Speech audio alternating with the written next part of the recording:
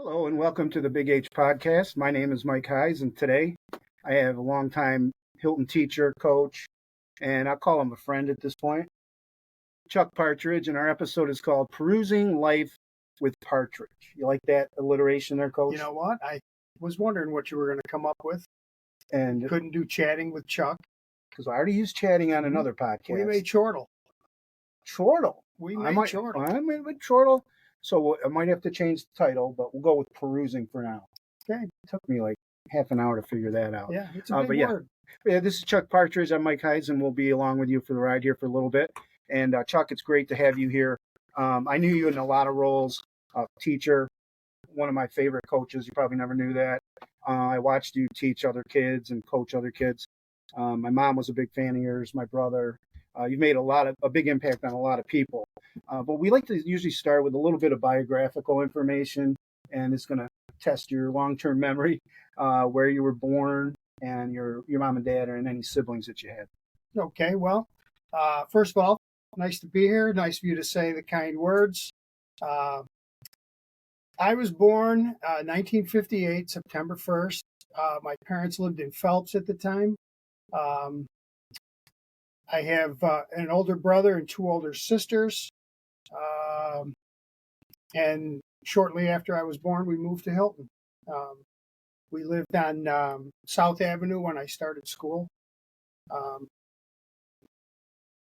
I was the end of the baby boom. My dad was a World War II veteran. And when I went to kindergarten, the class was very large. So we ended up, there were three classes that went to school in the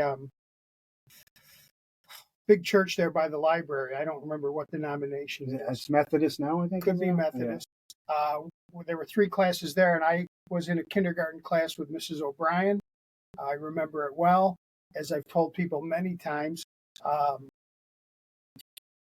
was in kindergarten when John F. Kennedy was killed. And I remember that. That's like one of my early flashbulb memories of kindergarten was Mrs. O'Brien telling us that the president was killed and we got sent home. She cried. I remember it vividly.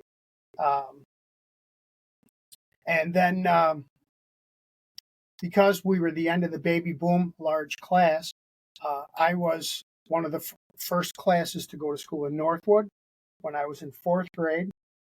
And I was a freshman when the new high school opened. So I basically was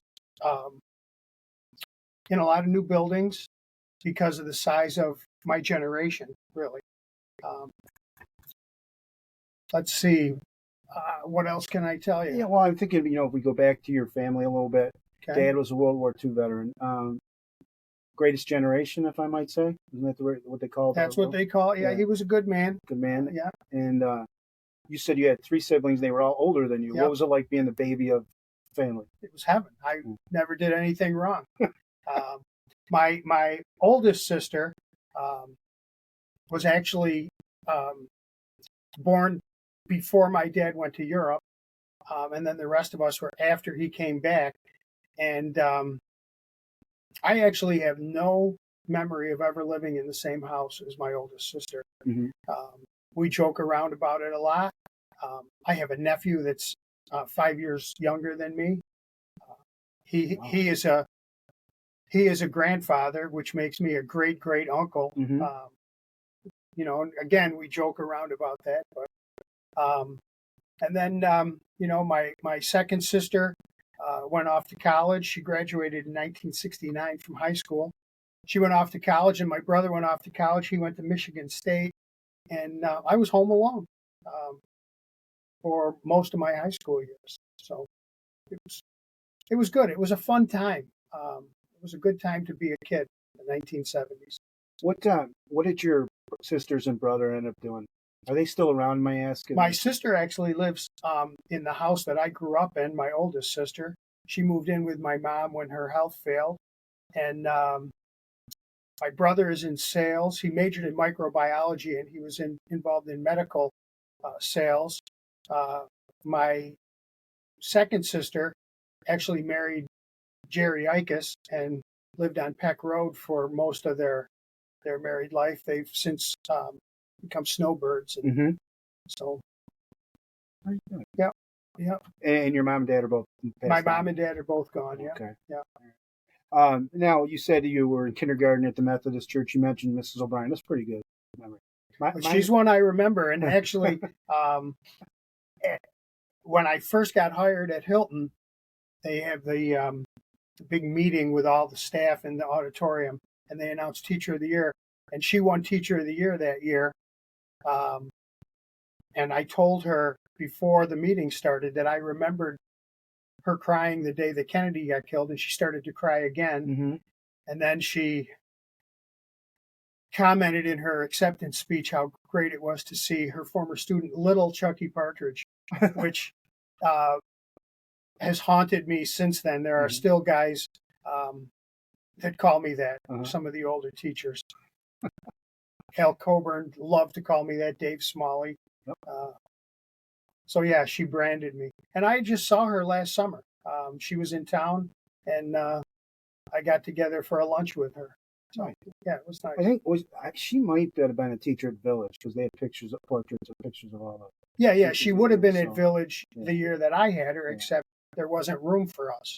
So I think I pass by her picture every time when I taking my students to lunch.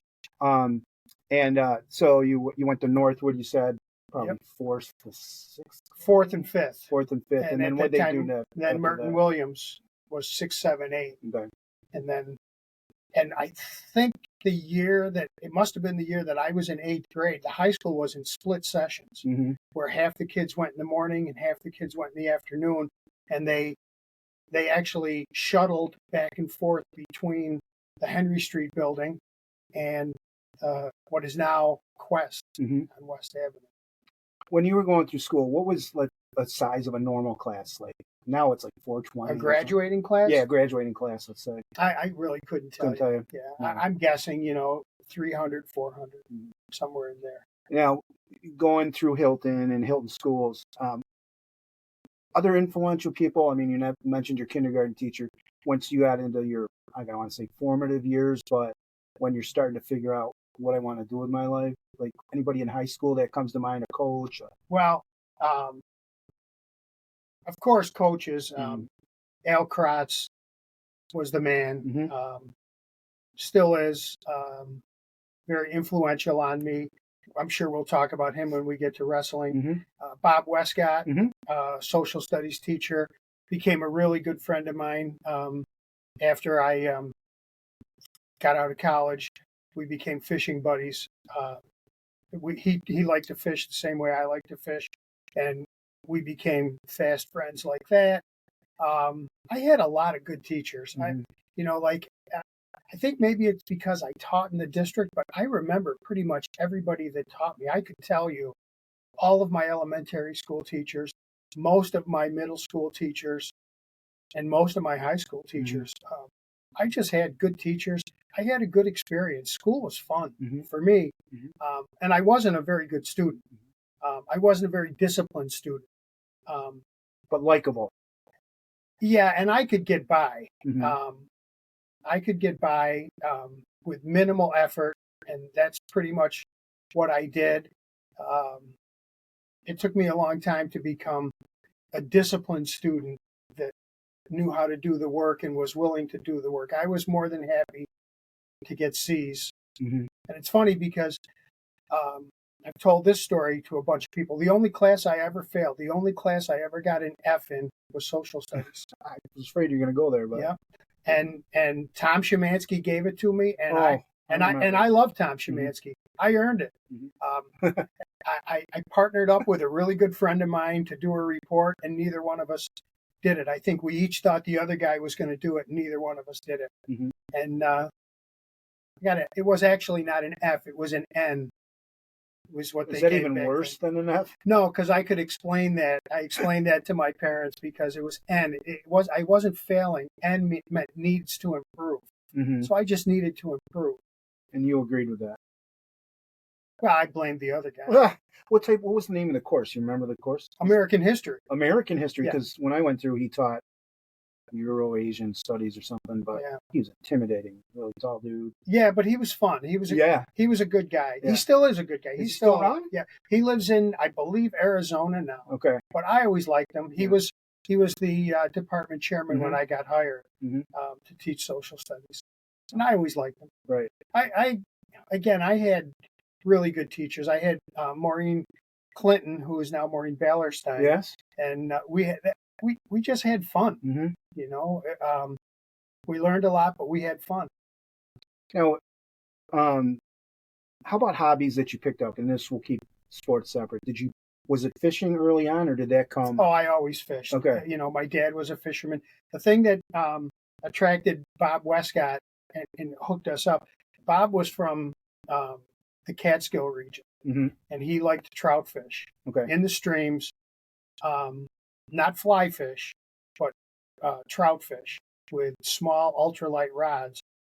And my dad was from the southern tier, fished the Cohocton River, Naples Creek, East Coy, West Coy, and Bob knew that. Bob actually remembered from when I was in 6th grade, my uncle, my father, my brother, and myself took a couple of days off and went on what my father called a piscatorial expedition, which meant we were going fishing. Right. And Bob Westcott remembered that. And when I student taught at the high school, he brought it up and we started to talk. And he had never fished in that area, but he always wanted to. And I knew the area. So that's what hooked us up. Pun intended. Yeah, absolutely. Now, pescatorial, there's like pesca, I believe that's fish in Spanish. Or Pisces. Oh, there you go. What's your sign? That's one of my questions. What's my sign? Yeah. I'm a Virgo, September 1st. September 1st. And what's the qualities of a Virgo? I'm an Aquarius, so. I'm a Virgin. Okay. All right. Okay, I got you. Now I see the connection. I really don't know the qualities. Yeah. Okay.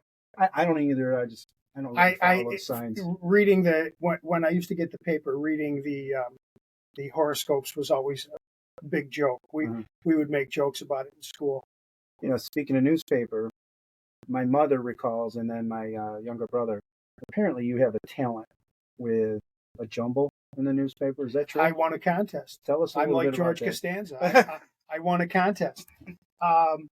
In the faculty room, there was discussion. Ed Evans was always another great teacher, by the way.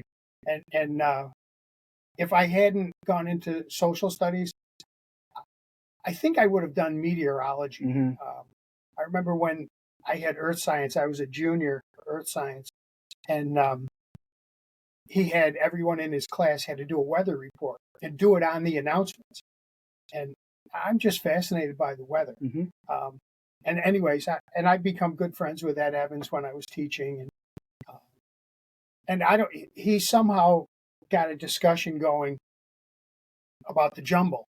And Terry Castle, another social studies teacher, she thought she was pretty good, and I thought I was pretty good. So he made up a contest that we had in a faculty meeting, and I won.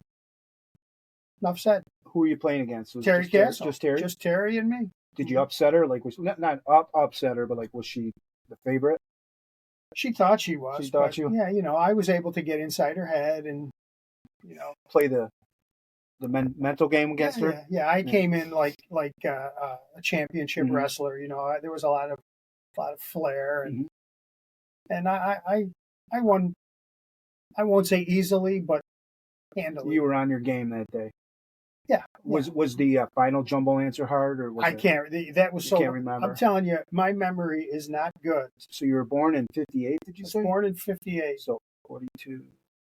So that makes you 66, 65? I'll be 66 in September. Okay, so you're AARP like me too. Then you get that one. Oh yeah, and Social Security and Medicare and all that good stuff. How's the body feeling these days? You pretty good? Your health good? These days? Yeah. Well, I mean, honestly, I've had a cough. No, I want you to lie. Okay. I'm great. I've had a cough, which I'm hoping doesn't show up right now. You got your water. But I've had a cough for a couple months. It's been a crazy, weird year. And my knee, I blew out my knee Before I met you. Mhm. Actually, I think it was before I met you. Mhm. And yeah, I'm positive it was before you were in high school. And tore all four ligaments. Mhm. And I actually student taught in a full cast from my hip to Okay. my toe. Yeah. And that's been acting up. I think arthritis is starting to set in. Yeah. You know, that's another benefit of being 65. I got a brother-in-law who's had a cough for 2 months, so I don't think it's unheard of. Yeah. You know. I did have COVID about a month ago. You did? Yeah. And But how did you make it cold. through? Like, was it one of those that hit you real hard, or was it like a cold? Because I know people. It was like a cold. It was like it was. I had the cough, and I went to the doctor, got some medication. The cough started to go away. Then I got a cold, Mm-hmm. and I tested for COVID, and I tested positive. I had tested negative a few times before, and then So there's just the one and only time. the only time I tested positive, it was a cold. Right. Well, you look good. By the time I tested positive, I felt better than I did the 2 days before. Mm-hmm. Family stay away from you. They didn't get it. The family stays away from me anyway. Speaking of family, I remember back when I chaperoned my first Clayton Barner tournament, and we were drawn before, and I was just trying to make small talk with you. You were ready to focus, whatever. Still light on your feet. And I said, how's your kids? And you were funny. And you said, my children? You know, because I was like talking about kids on your wrestling team. How many kids do you have? Children? 2 daughters. Children. Okay. 2 daughters. What are they up to, and what are their names? What are their ages? And what? My oldest is Emily. She's 35. Going to be 35 the end of this month. She lives in Mineola on Long Island. She just moved out there from the city. Occupation? She is a visual designer for a pretty high-end jewelry store called Van Cleef and Arpels in Manhattan. Yeah. I think I can say this. Fortunately, I don't think too many people will see this. She just got engaged this weekend. Yeah. Great. Now, did he come to your hand and ask for her hand in marriage first? We talked. That's good. He talked to my wife and myself when they were in town for Christmas. Good. And so it wasn't like a total surprise. Right. And, was she surprised? No, she was there when he talked to us. You know, it's still, you know, she's 35, but she's still our baby. Exactly. So, and that's the younger one? No, that's the older. Okay, how about the younger one? Had been living in New York. Okay. She was actually roommates with Emily. My youngest is Jessie, and she's 32. Mm-hmm. Again, I'm bad with dates and ages. Well, you're a history guy. Yeah. But since I retired, it slipped. Well, yeah. I missed my wife's birthday the first year that I was retired. Her birthday's July 1st. I know that. Mm-hmm. I didn't know June ended. Well, yeah, you're not teaching anymore. Yeah. June was always the most important month as a, well, not I want to say it. Yeah. Toughest month to slug through. Yeah. It was always the happiest month. Now your wife's married, and does she forgive you for it and all that? Is she pretty cool about it? Or? Oh, yeah. Yeah. But anyways, Jessie was in New York. She was in show business. Mm-hmm. She was a locations coordinator for a bunch of movies, TV shows, and actually had a pretty good job just before COVID hit. She became personal assistant for Jim Gaffigan. Comedian, yeah. And then COVID hit. Okay. And everything sort of ground to a standstill. Mm-hmm. And at one point, she basically just said, I've had enough of New York with COVID and so on, and had an opportunity to come back. And she's living with a friend of hers on a horse farm. Okay. So she went from New York City to Byron Bergen. Okay. On a horse farm. And she's single? She's in a relationship. Okay, gotcha. Good guy. Good. They're both good guys. Good. They're okay. I tell you, I could only imagine being a male and dealing with you as the father-in-law, potential father-in-law. Well, you bust chops is what I'm saying. So I'm a lot easier on them now than I was Mhm. on teenage boyfriends. Mhm. But you know, they're in their 30s. Mhm.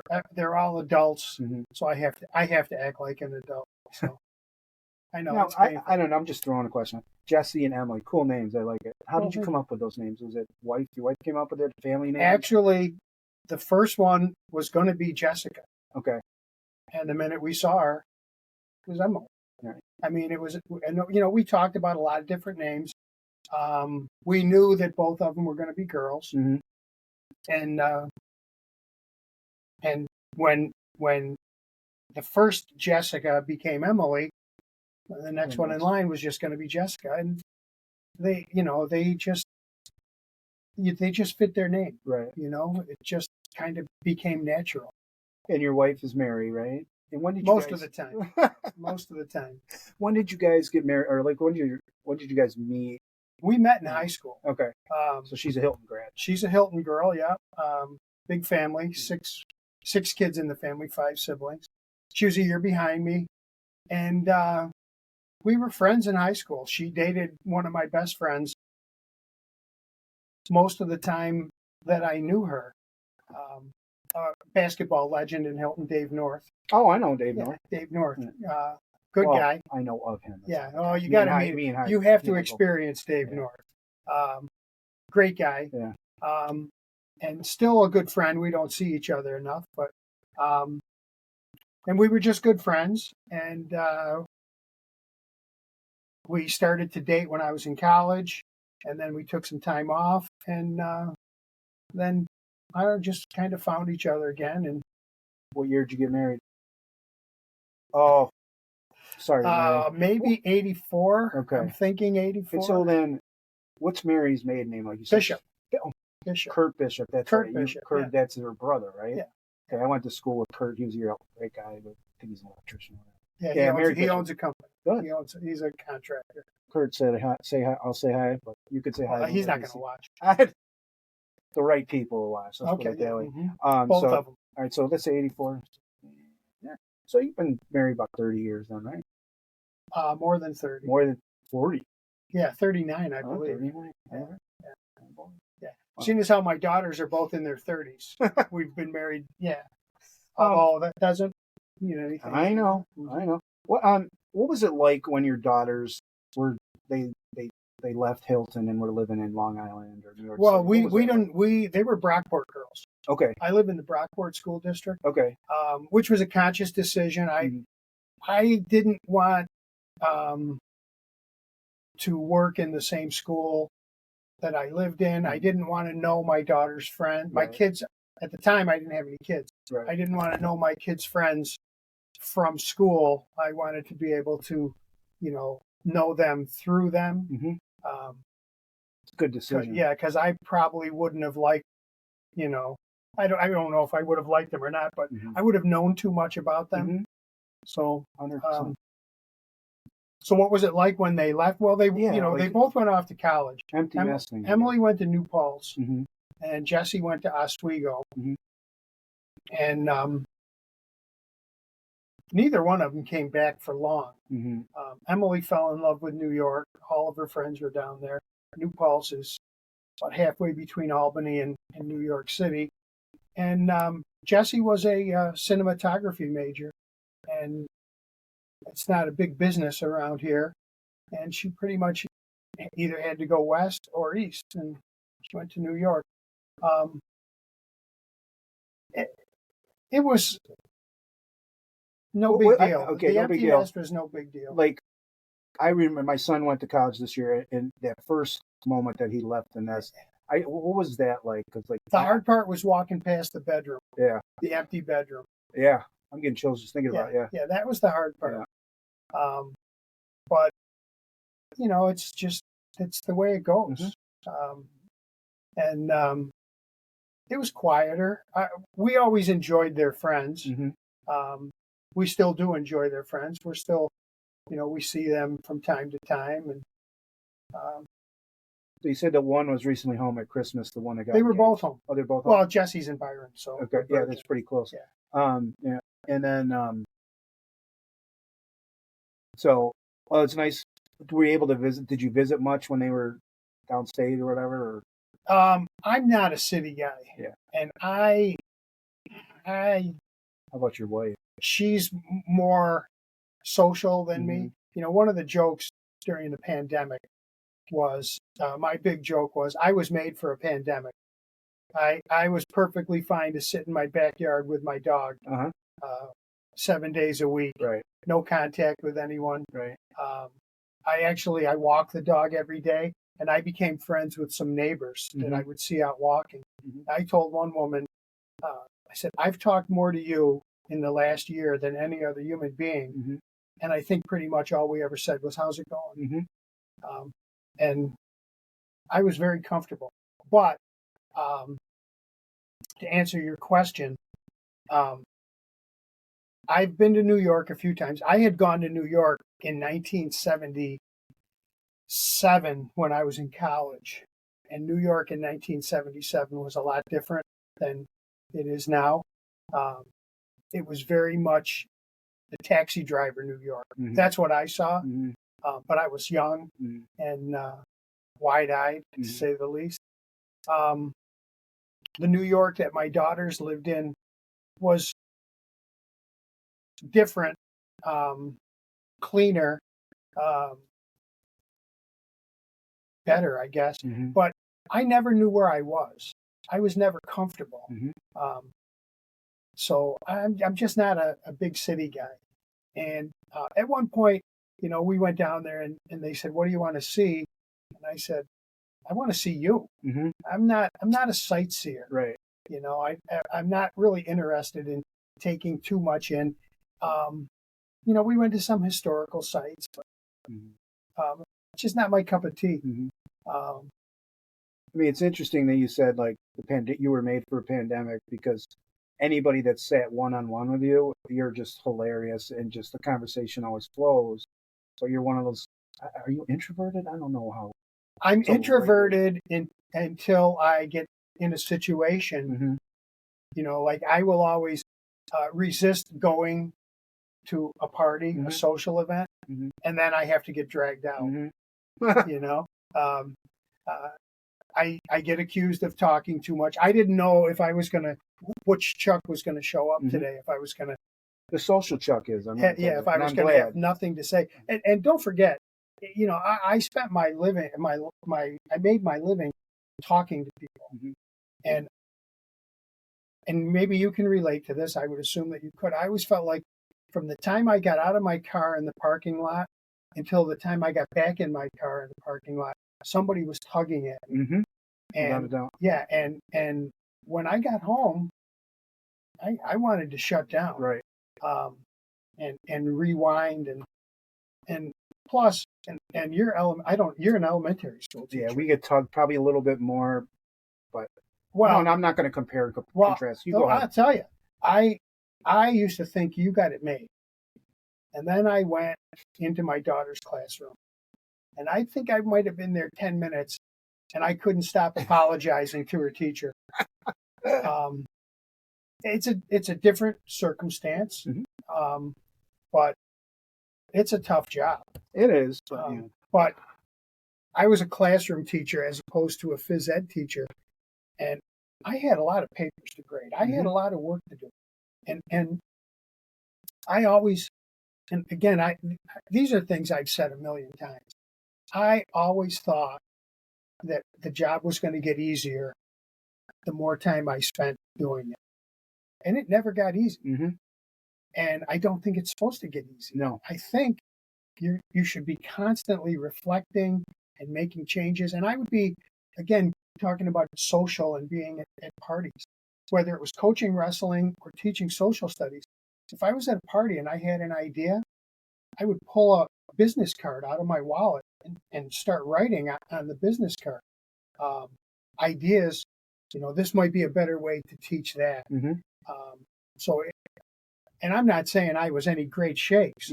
I'm just saying that's the way I took the job. I never stopped thinking about it. And then it got to the point where when I retired, I just had boxes and boxes of ideas. Mm-hmm. They were kind of like my babies, you Mm-hmm. know. I was very protective. I did my own lessons. I always thought, and we could get into educational philosophy, but I always thought you should be able to walk into someone's classroom and say, "That's Mike Heiss's classroom. Mm-hmm. That's Chuck Partridge's classroom." You shouldn't all be doing the same thing. Mm-hmm. And I was very protective. Mm-hmm. Um, I didn't share my toys with my fellow classmates. I would have got a bad grade on that report card as well.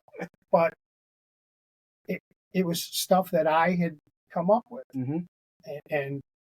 And I might take some ideas from people and twist them and change them up, but I think it was hard work. And I think coaching was the same way.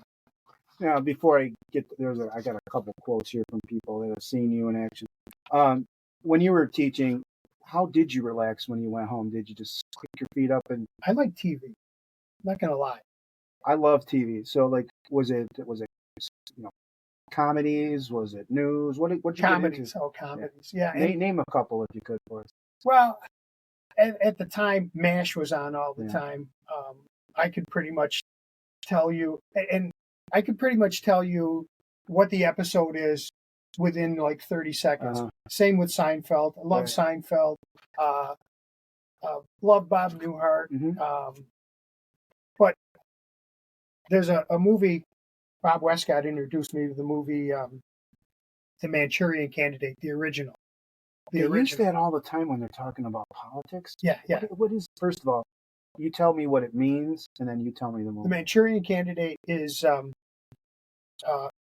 guy gets kidnapped during the Korean War, and almost his entire squad is killed, and those that survive remember him as a hero. He saved them. Well, they got captured and hypnotized by the Chinese and the Russians. Okay. And there was an operative in the United States that would hook up with him, and he was going to assassinate a presidential candidate. Okay.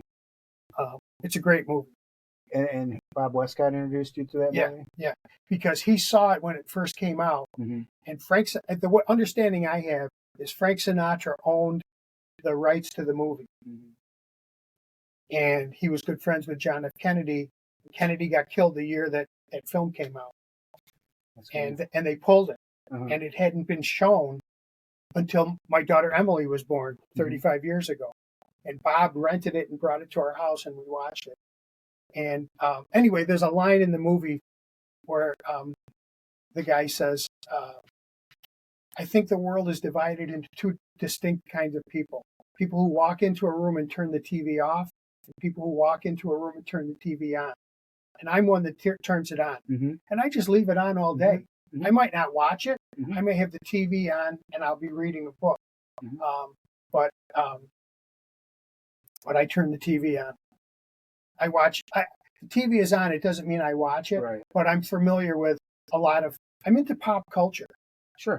And now that we've been streaming a lot of stuff, right, and there's a lot of bad stuff. Mm-hmm. And I actually said the other night, I don't know whether it's because we have closed captioning now. Mm-hmm. My wife doesn't hear so well. Mm-hmm. And a lot of the stuff is British, and you have to have closed captioning because they don't speak English. Mm-hmm. And I think who was it? I think some great philosopher said the Americans and the British are two people divided by a common language. Mm-hmm. But anyway,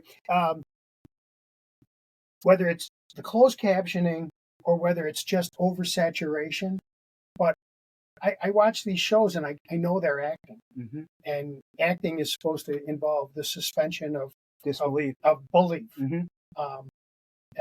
So you're supposed to not realize that they're acting, but either they're bad actors or it's the closed captioning. But I can't find anything I want to watch. The Mm-hmm. last thing I really enjoyed that we watched was a show, you might like it, called Lucky Hank. Is it on HBO or what is it? I don't know. I I really? can't remember. What's the plot idea? Bob Odenkirk is the head of an English department in a small college, and it's really good. Yeah. It wasn't on for long. Comedy, dramedy. Yes, Okay. dramedy. Yeah.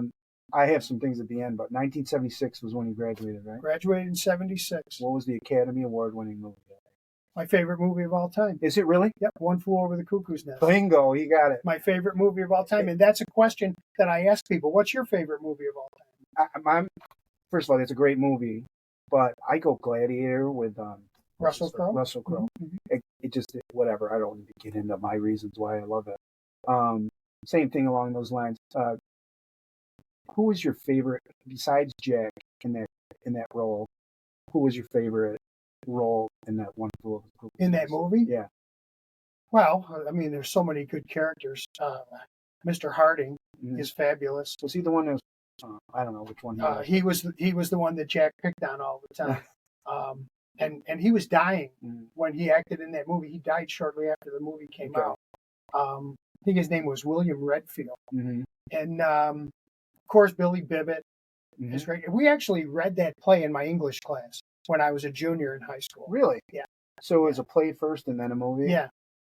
And I'm not sure if it was a book before it was a play. It was written by a guy named Ken Kesey, who also wrote the Kool-Aid Acid Test. Okay. He was a hippie, Grateful Dead guy. Traveled around with the Grateful Dead. I'm trying to remember. The Merry Pranksters, they were called. And he actually swore that he just died recently, but he swore he would never see the movie because he didn't like the way it was changed. But it's a good movie. It's a great movie. And do you, now that you're a little bit older and stuff, do you have the stamina to sit through a 2-hour movie? Or depends on the movie. True. What's the last movie you watched? Tried to watch. The last movie I tried to watch, it was new. It was called. I can't even remember what it was called. All right. What was it about? It was actually about a woman that fell in love with and married a 7th grade student. It was based on a true story. I can't remember what it's called. It's nominated for awards. It didn't grab me. It's actually about an actress that meets with the people involved. She's going to star in a movie about this person.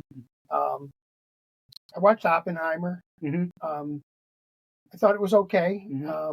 But I had read a lot about Oppenheimer, and what I read and what the movie showed didn't jive completely. I watched Killers of the Flower Moon.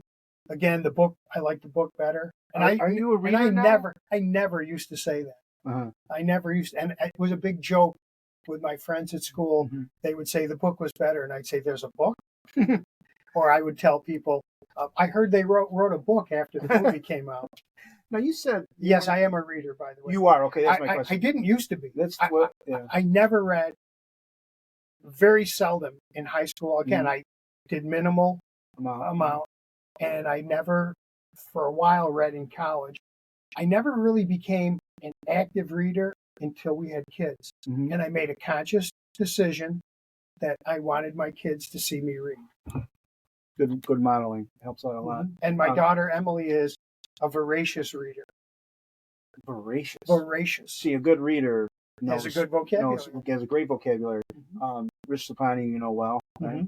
He can spell. I always tease him, spell this word, and he always nails it. George Costanza could spell anyone's name. Well, I'm not going to call Lapani George Costanza, but I said, how'd you get so good at spelling? He goes, I'd read the sports page from cover to cover. When you read and read and read, and you're an active reader like you just said, your vocabulary is... Yeah. All right, now I got to get to this. I reached out to a couple people, and this person, I'll give you his name at the end. Chuck Partridge's humor is unparalleled in the history of education in Hilton. Clever, quick-witted, and dry. Chuck was always ready to make me laugh at the copier while passing him in the hallway. He also happened to be exceptional at word jumbles. However, the only thing that matches Chuck's humor would be his sincerity. I remember some very kind words he shared with me during our time as colleagues. Chuck was a teacher and voice every student wanted to hear, and I'm sure those who were fortunate enough to have Chuck as a teacher can still hear his voice. My mom, That's so nice of her to say that. That was before David she Heiss passed. wrote that. Really? So he knew you as a teacher and then Mhm. a TA and then as a colleague. Mhm. I know it's hard sometimes to hear accolades from other people on the spot, right? But you're a humble guy. What does that say when you hear something like that? Because I got a couple more that you're going to get that you don't like it. Yeah. Okay. I question people's judgment Mhm. when I hear that kind of stuff. Well, I got some other things here that are like they're not my judgment on other people, but you've had your share of Well, accolades. keep in them your coming. time. Keep I them will. coming. Well, if we go back to like we were talking about hobbies, we got fishing. How about the sports? You hear that? Yes. It's a siren outside. Okay. Was your dad in the fire department? Oh, marginally. Okay. This is manic conversation, but I love it. That's the way it should be. Sports. When did you find an interest in sports? What were they? Maybe some, you know what I mean? Like, Well, I grew up on Parma Center. Okay. My next door neighbor was Steve Kaiser. Mhm. Same birthday as me. Mhm. When they moved in, we became fast friends. Still good friends. He lives in Portugal now. He was a sectional champ sprinter, 100-yard dash, Mhm. and relay. Well, he was one of the best athletes around, really fast. Good football player. Down the road was Jim Ickes. Yeah. Say Basketball player, baseball, right? anything that you Right. wanted to play. I've seen him play golf. Yeah, he can do anything. He went to Cardinal Mooney. Mm-hmm. He was a baseball player, soccer player, basketball player. Started 3 years for Cardinal Mooney, who was one of the best basketball teams in the Rochester area. Mm-hmm. I was a sectional champion wrestler. Okay. Jim Ickes could beat Steve Kaiser and a sprint, and he could beat me in wrestling. He was the best athlete around. And there was always something going on in our neighborhood. There was a baseball game. We'd play catch. We'd play football. We'd play golf out in the backyard, you know. Mm-hmm. We just played. I mean, that's I think that's what kids did back then. You know, it was at that point it was the early 70s, and summer vacation hit, and even before summer vacation hit, we would go outside. We would have breakfast. We'd go outside, and we wouldn't come back until dinner. Our parents never knew where we were. Mm-hmm. You know, we'd be out in the woods. We'd be out playing baseball, football, soccer, whatever. Mm-hmm. You were just gone. Mm-hmm. And nobody worried about it. We'd be riding our bicycles. We just played all the time. And then I was thinking about, you know, talking to you, and because I'm old Hilton. Mm-hmm. When I was in school, there was no football team. Right. And I think when I was in 7th grade, maybe they were trying. There was a drive to get a football program in Hilton, and they did a fundraiser called Feet for Football, and it was a 25-mile walk, basically around the perimeter of the village of Hilton, and everybody did it. It was just an event. You know, you got sponsors, and you walked 25 miles, and there were checkpoints. And I kind of joked around and said, you know, I'm doing this because if everyone plays football, I'll make the soccer team. Because back then they had recreation soccer, recreation basketball, and you'd go on a Saturday morning and play that, and that was it. And other than that, the only thing there was Little League, and that was summertime. And I think Jim DuPont ran the basketball and the soccer, and you just played. But then when I was in 8th grade, Pop Warner football came to Hilton. And that's another first. You know, I was first at Northwood, first in the Methodist Church, first in the high school. I played on the first Hilton Raiders football team. And Steve Kaiser talked me into it. And it was a great experience. But there were a lot of kids from Greece on the team. Coach was from Greece. But it was great. Great guy, great coach. Love the guy. I actually saw him early in the pandemic this older gentleman came in to the golf course that I work at, and I was at the desk, and we were talking just about the golf course, and I said, "Do you mind if I take off my mask?" He said, "No, not at all." He took off his, and I said, "You're John Furtari." And he said, "Yeah, I am." And I said, "Chuck Partridge. You were my Pop Warner football coach No way. in 1972. Uh-huh. It was great. Yeah. Fabulous." And I haven't seen him since, but it was just a great minute for me. So they did have wrestling when you hit the high school, right? Oh, yeah. And he's kind of skated over. You were sectional champion. What weight class were you? Well, I'll go back. Okay. To finish the football thing. I'm sorry. The year that I was in 8th grade was the first year there was a football team in Hilton. Who was the coach? Was that Dick Todd? Dick Todd. Okay. He was hired out of Corning, Dick Todd and Pat LaBarbera, and it was a freshman football team where they allowed sophomores to play because it was the first year for a football team. They played at Henry Street, bleachers that held probably 25, 30 people. Mm-hmm.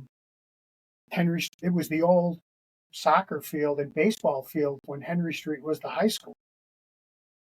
Anyway, and we would walk from the high school to Henry Street, use the basement as the locker room. I think it might have even been the gymnasium as the locker room, and then come out and practice at Henry Street. And they played games there. That was the home field. And then my freshman year, I was on the freshman team, and they had a JV team. And my sophomore year was the first varsity team that they had. And then you played. And then I played varsity when I was a junior and senior. Who were some of your teammates? Steve Kaiser, Dave North, mm-hmm. Bob Clark was a lineman, Don Venata. Dave North and Bob Clark moved into the district when we were freshmen. They didn't know each other. Dave was from somewhere in the city, and Bob was from Charlotte. And they became next door neighbors on North Reese Road. And we met them when they were freshmen. And Bob Clark became a wrestler. He was captain the same year that I was. He was a sectional champ also.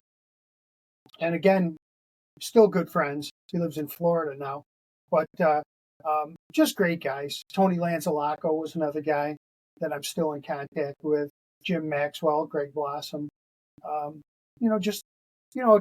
You're on a team, right. So you become friends. Right. So, what did you play in? What positions did you play in football? When I was in Pop Warner, I was a guard and a defensive lineman. Okay. Because there was a size limit, mm-hmm. and I was right in the middle. Mm-hmm. Weighed about 105, 110 pounds, and in high school I played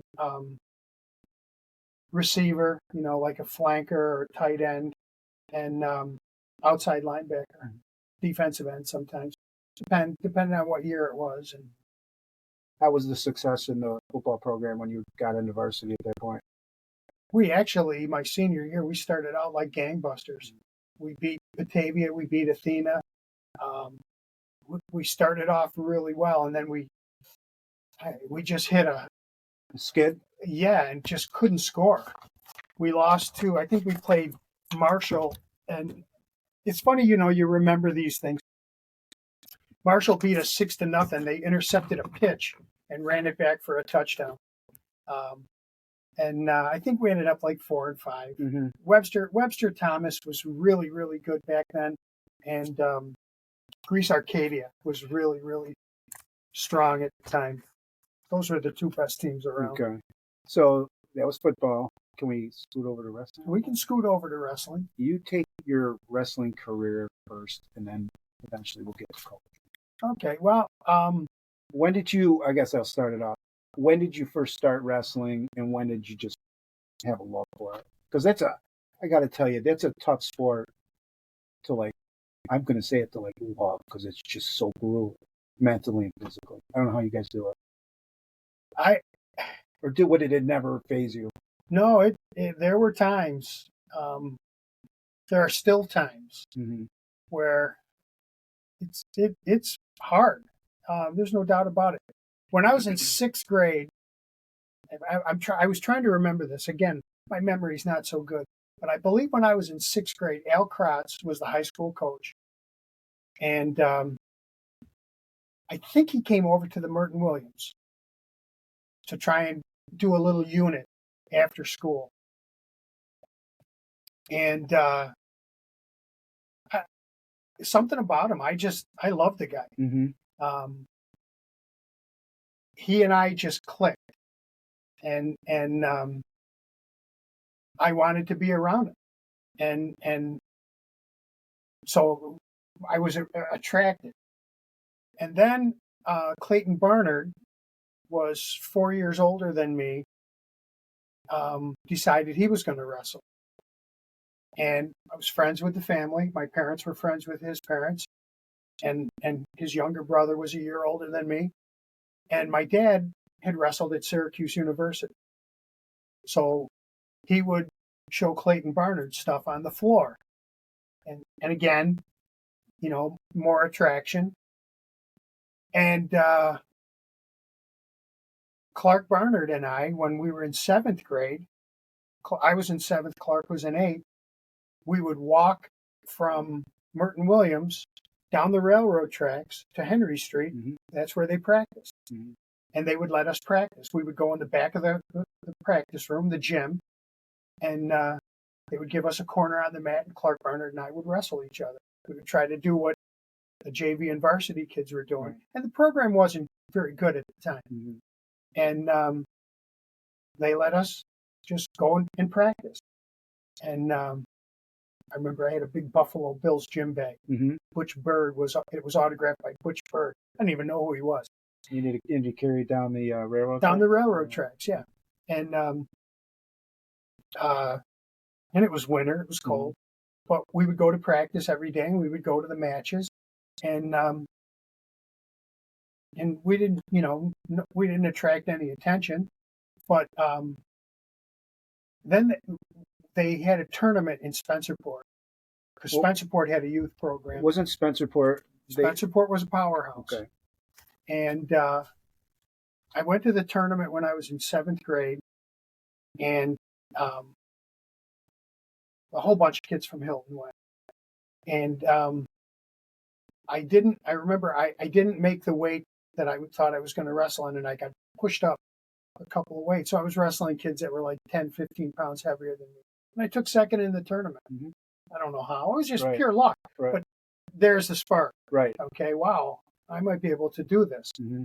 So now I'm in 8th grade, and I'm still going over to practice, and I'm thinking I'm pretty good. And I make the weight class that I want for this tournament, and I get beat first round. I'm done. Mm-hmm.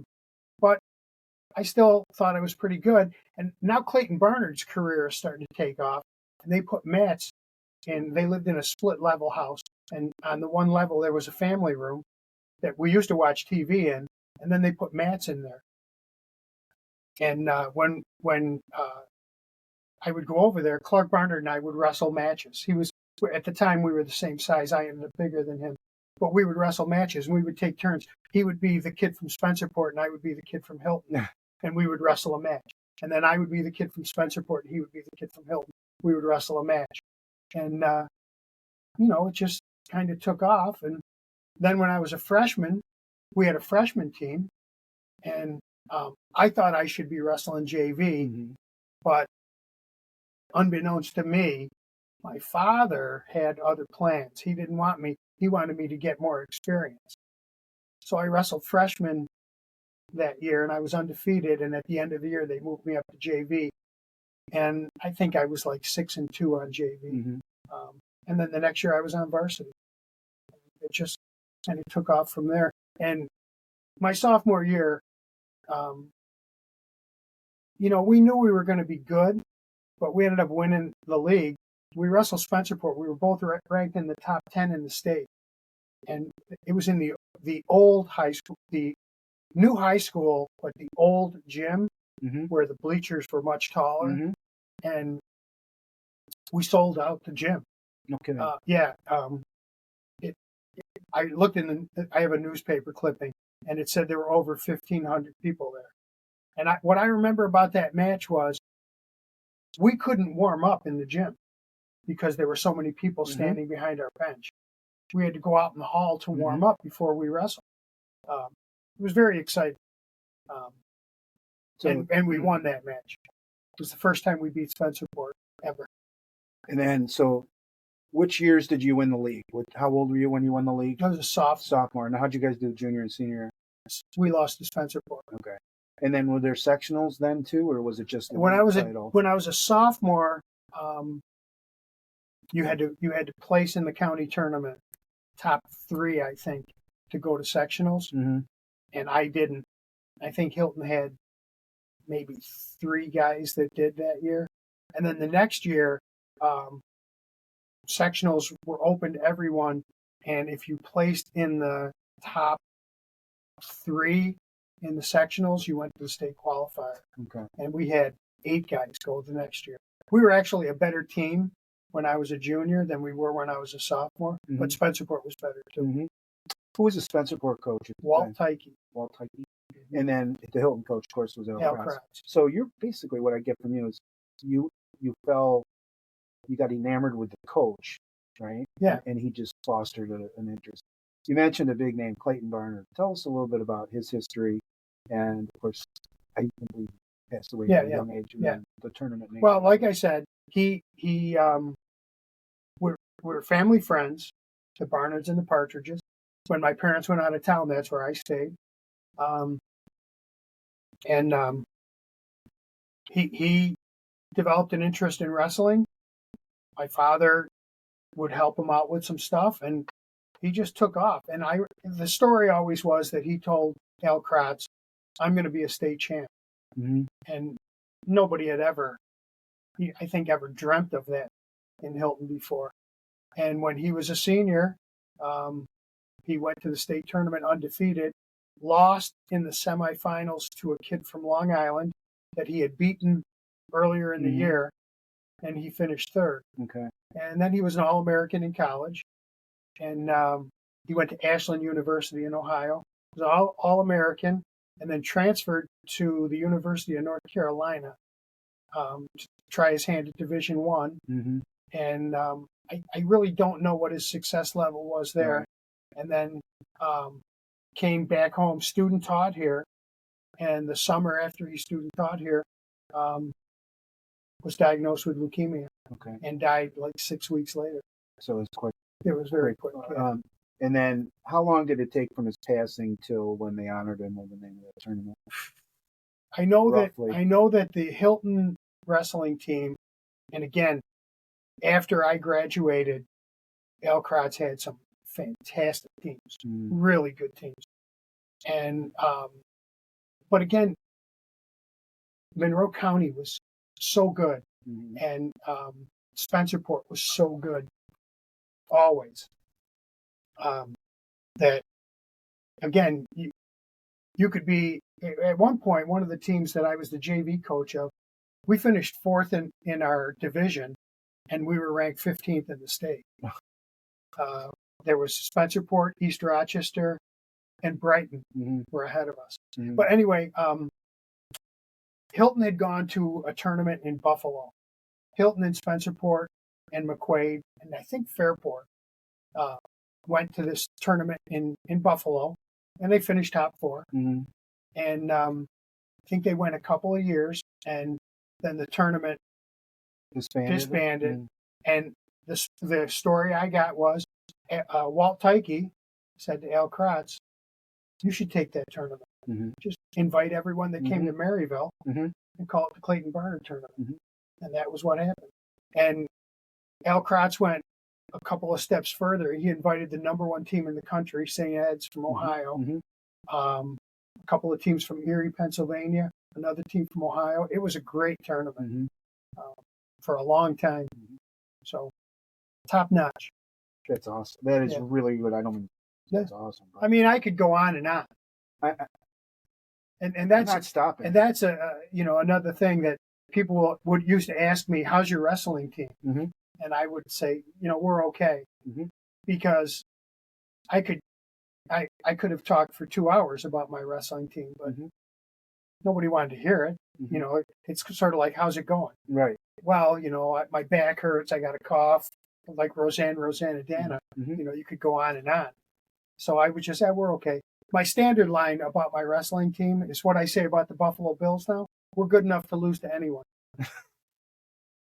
And I always meant that. Right. A bad day, You can get beat. Yeah. You get beat. Yeah.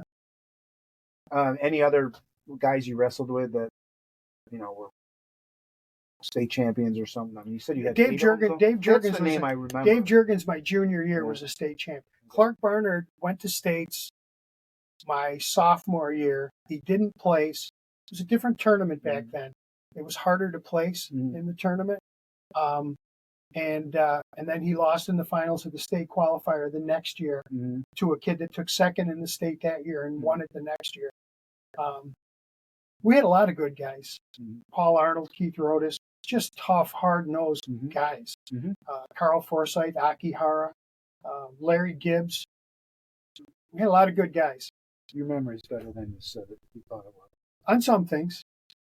I remember names. I don't remember dates. Right. Everything's a blur. It all blends together. Fond memories of wrestling. I don't know how you do it. I just don't know how. Cutting weight is not a fond memory. Is it different nowadays? Yes, it's a lot different. What did you guys do in the 70s? Like, what was the process? The suits, garbage bags. We wore rubber. They used to sell vinyl sweats that were rubberized inside, and we wore that, and we just worked like crazy to lose weight. We did. Some of us didn't eat. It was a grind. It was really, you had, if you didn't make the weight, you didn't make the team. Now it's much more closely managed. So when like, let's say you're wrestling at 8:00 at night, when do they weigh you guys in?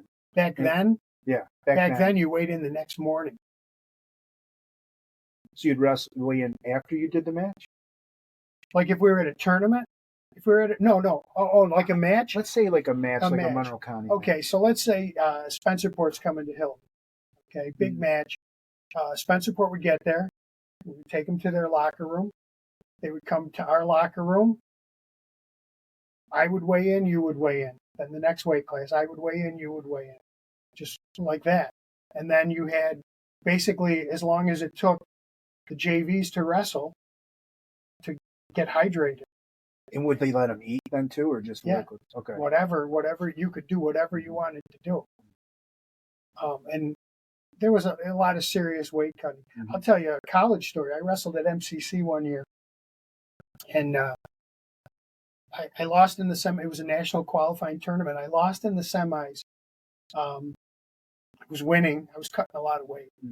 I was winning, and in the third period, I just ran out of gas, and I got beat by a guy who is a coach in Section 4 now. Still see him around from time to time.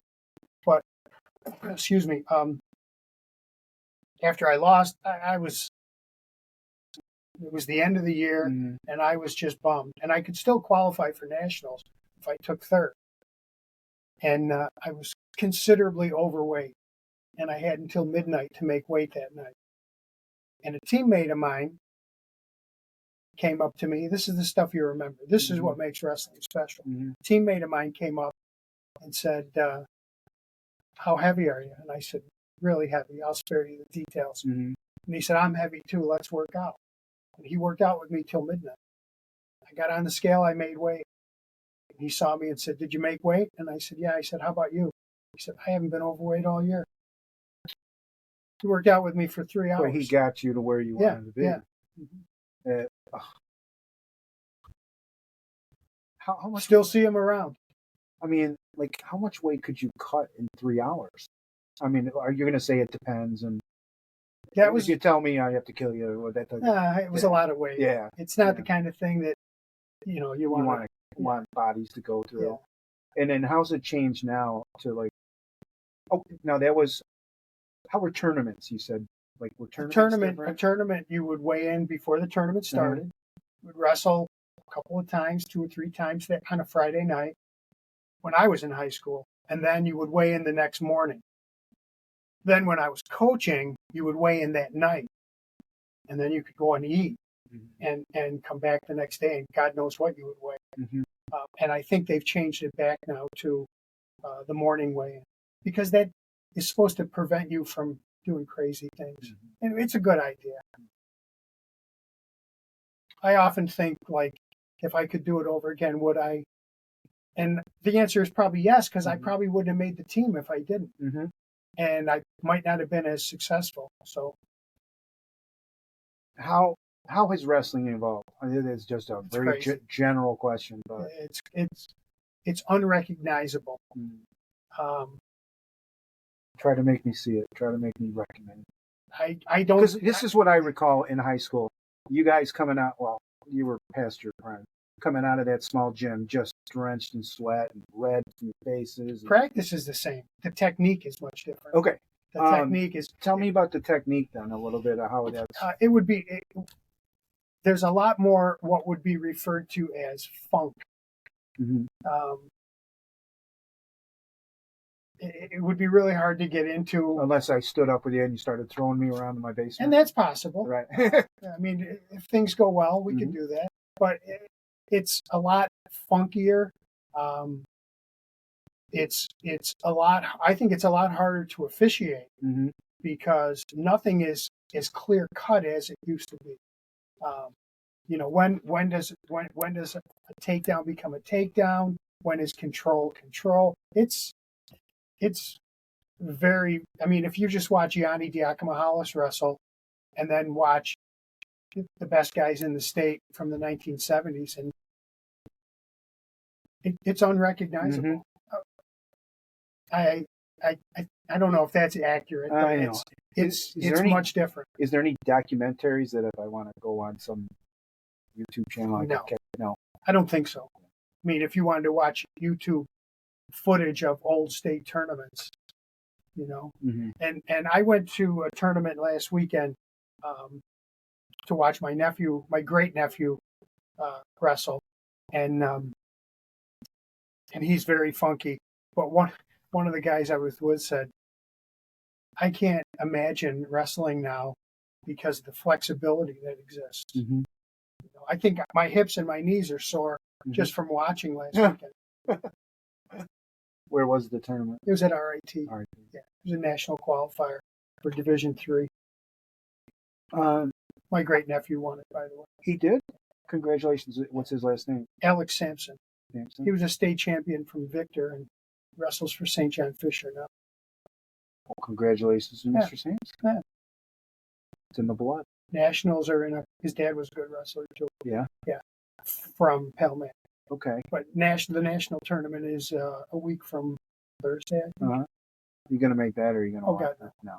It's in Wisconsin. What states around the country? Is there states that are more prone to high stake wrestling? Ohio, yeah. Ohio, Pennsylvania, New Jersey. Why is that? Is it just Midwest? It's just popular. Yeah. It's just more popular. Yeah. More emphasis on sports too, I think. All right. Now, you're in high school, and then how did you end up picking a college, a major, and where did you go? My college career is nothing to write home about. I went to Wilkes College in Pennsylvania, Division I, and I think that's probably why I went there. I was sort of enamored with Pennsylvania, and they were interested in me. And to wrestle. Yeah. And again, I was not a good student, but I did very well on the SATs. Okay. My SAT scores got me into college. I went bigger than I should have gone, and was not a good student. And it was 1977, and I did not attend a lot of classes. And when I got my grades, I vividly remember my dad sitting down. Back then, the grades came to the parents. Okay. And he saw my grades and said, "This is embarrassing. and I'm not going to finance your bad habits. Mm-hmm. And it was the best thing that ever happened to me. Mm-hmm. That summer I got a job at General Motors. Okay. Um, I worked there for the summer, and then decided I didn't want to go back to school. Okay. It was a waste of my time. Mm-hmm. At that point, I was young. I graduated when I was 17. Went to college when I was 17. Turned 18 when I was a freshman in college. And I asked if I could stay at General Motors. And they kept me, yeah, we'll keep you. So I stayed at General Motors. And at the end of a year, I asked for a leave of absence. And I had met a guy at General Motors who was friends with the wrestling coach at MCC.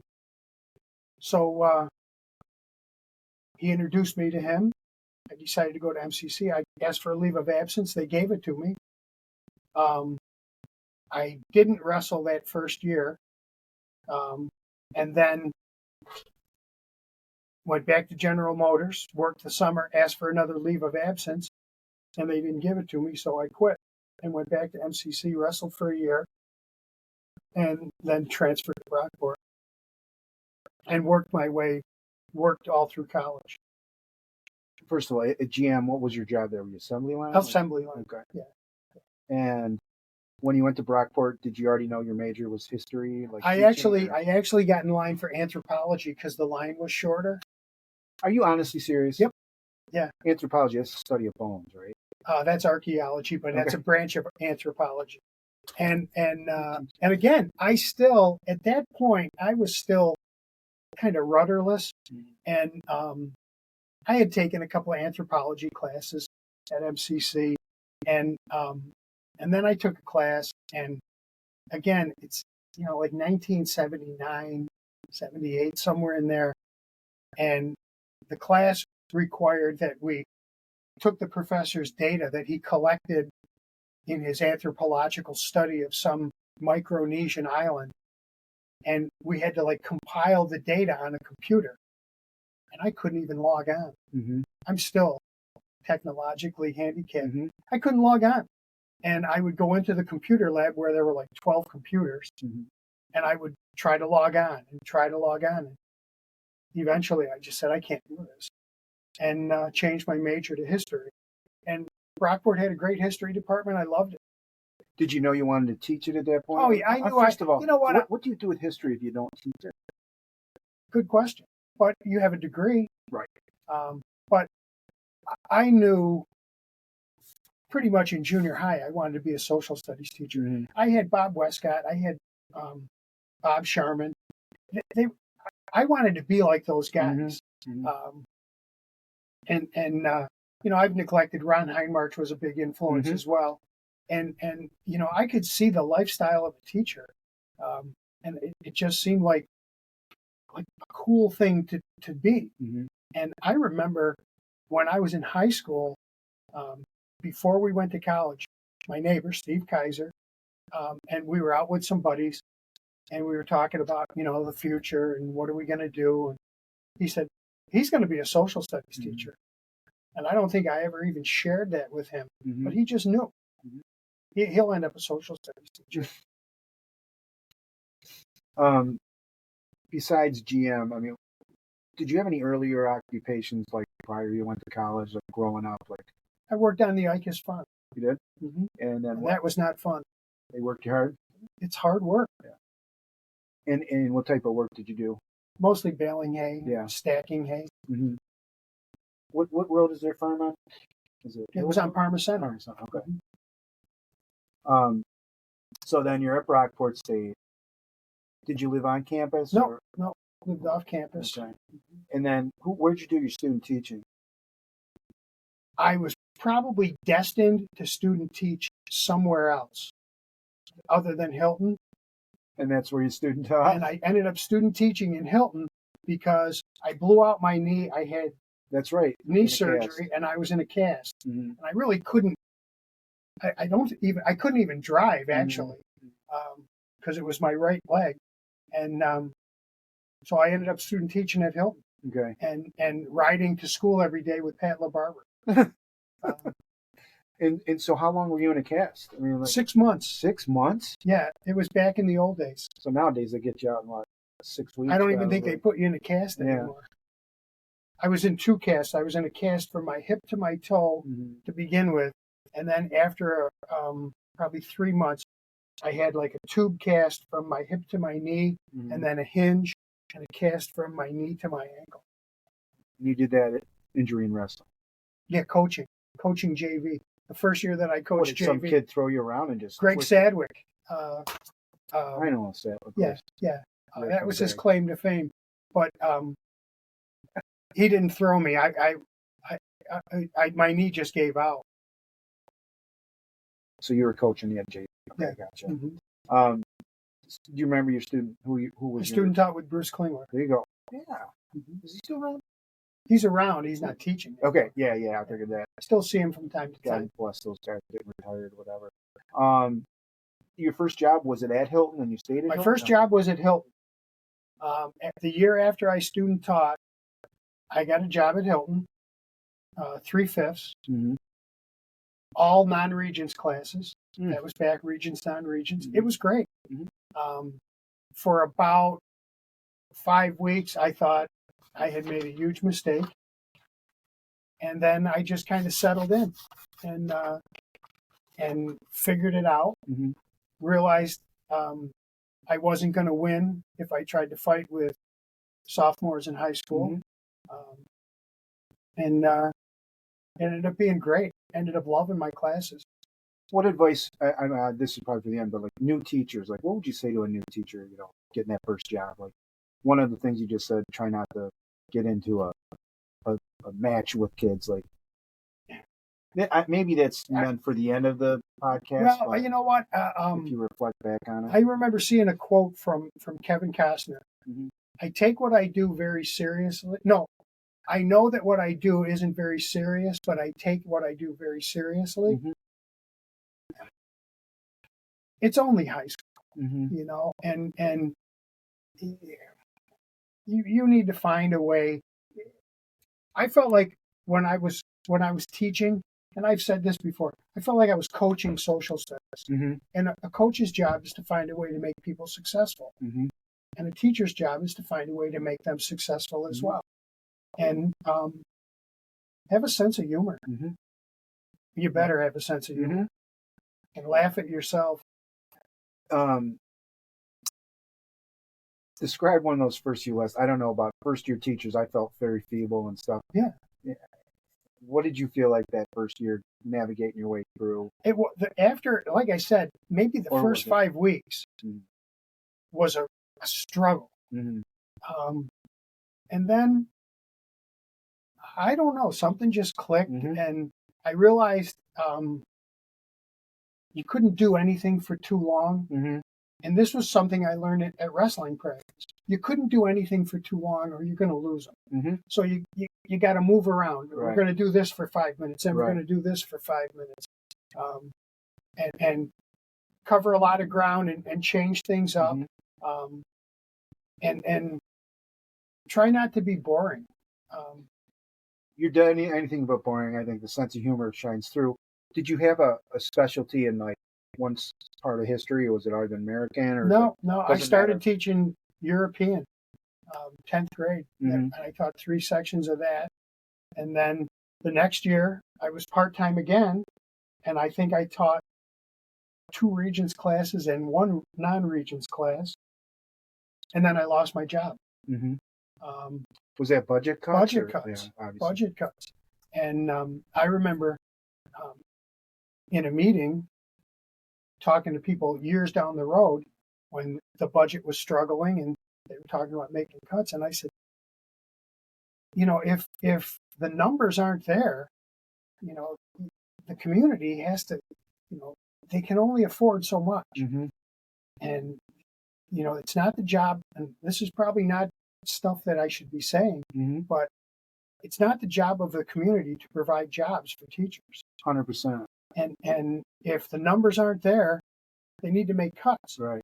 And I'm sorry that it might be you that gets cut. Right. But is there anybody in here that's ever lost their job because of budget cuts? And I said, I can only think of one person. And that was me. Right. And I spent the summer looking for a job. Right. And I got a job at Lindenville. Mm-hmm. And it was my first head coaching job. And it was also my first full-time teaching job. And it was a good experience. Did you stay in Hilton and commute, or did you move? I lived in Spencerport. Okay. It was a right. 40-minute drive. And then how long did you teach in Lindenville? 1 year. Okay. Because then someone retired in Hilton, Mm-hmm. and a job in the junior high opened up, and I jumped at the chance. Mm-hmm. Better money. Mm-hmm. Better future, I guess. Yeah. I don't know. And I taught in the junior high. Great year, great kids. And the year ends, and the numbers, because at that time, the class that was coming in, the class I taught, the 8th graders and the 7th graders, were the two smallest classes to come through Hilton since the 1970s. Okay. And guess what? The year ends, we're cutting a teacher in every department. I'm low man. Were you a low man again? Yeah. And then someone from the high school retired. And so you were able to stay on? And I moved to the high school. And you were there ever since? Yep. Yep. Oh. That's the way I felt. Oh. And you weren't married, obviously, at the time, right? Yeah, I got married the second year I was teaching. Okay. Maybe it was the first year. Might have been the first year. It was the first year, yeah. When did you start coaching wrestling? Go through your... Now we're going to get into coaching a little bit. Now we're going to do wrestling. I still want to go back to those quotes. Well, the first up. thing I got two really good guys that I really like. This one, Craig Caper. Oh, good guy. Excellent. He was man. at the tournament with me. Was he? He was my great nephew's high school coach. Really? Mm-hmm. I know Craig through my mother, who worked in his classroom when he was at Hilton, and he coaches Victor Modby. He is class act coaching against. He's just really good. Kids come first. Yeah, and like when you play him, he's like, we communicate. We don't try to blow each other out. One year he's got a good team, when I got a good team. He doesn't.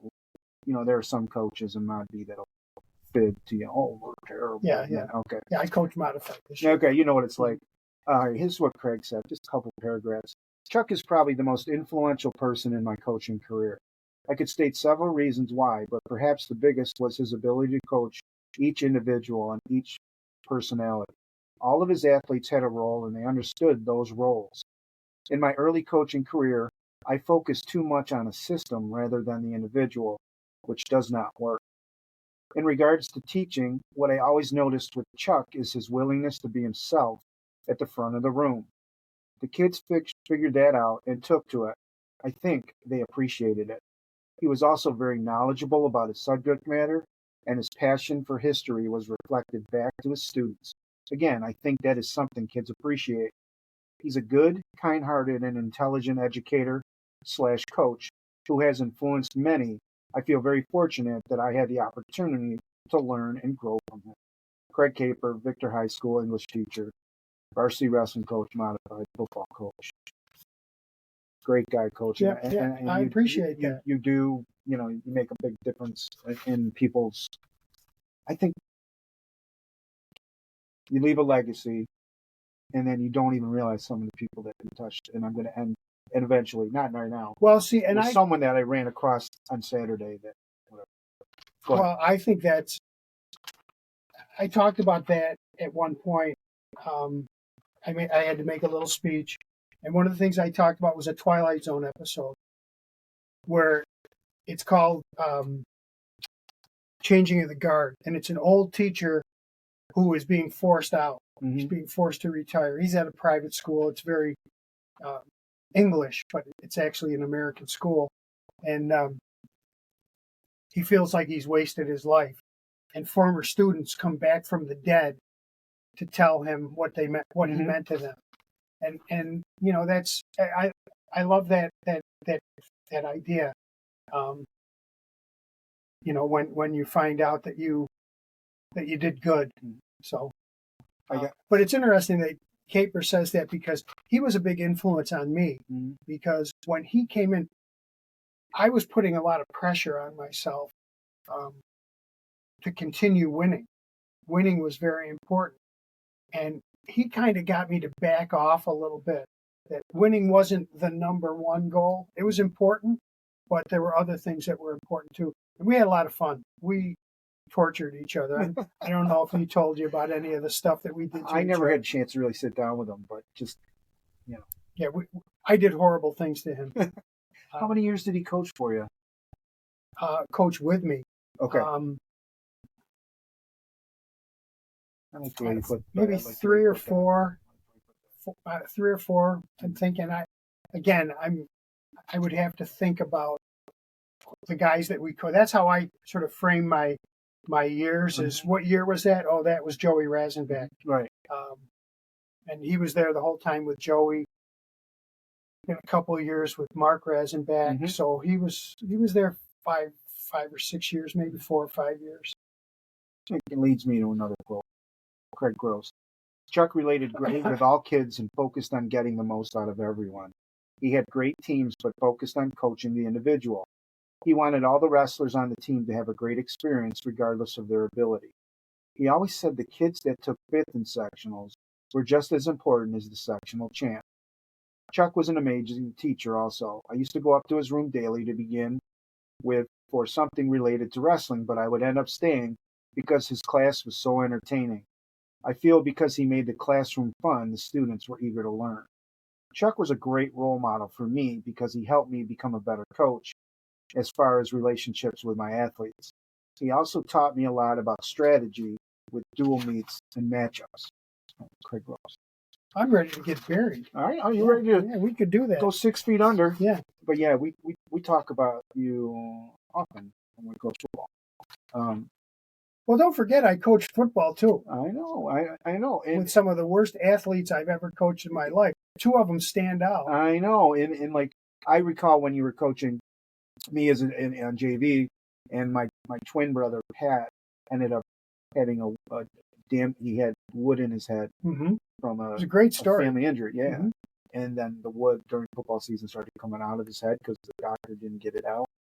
They got part of it out. Got part of it out, and then the second part came out later, and it fit together perfectly. It was a piece of a stick. Yes, and it was from our hedgerow. Yeah, because he had fallen it playing basketball. And your nickname? Woody. And it was again like that. I think Fuller was our Bud Fuller. That was a fun year. It really was, and I think we were 5-4. But we were better than that. We sure? Oh yeah. I think we might have been like 6-2, 7. We only lost a couple. My records get better the older I get. Yeah, that's the key. That's a famous line. This guy that used to coach Irondequoit, Art the Bear Connerton. Yeah. His line was, "The older you get, the better you were."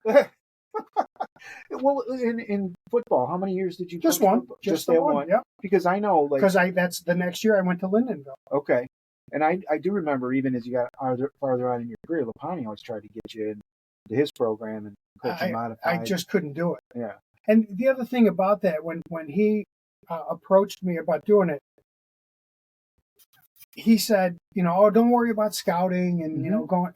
And I felt like, well, if I'm not going to scout, I'm not doing the job. And it didn't feel like it would have been right. Right. I think it would have helped the wrestling team. But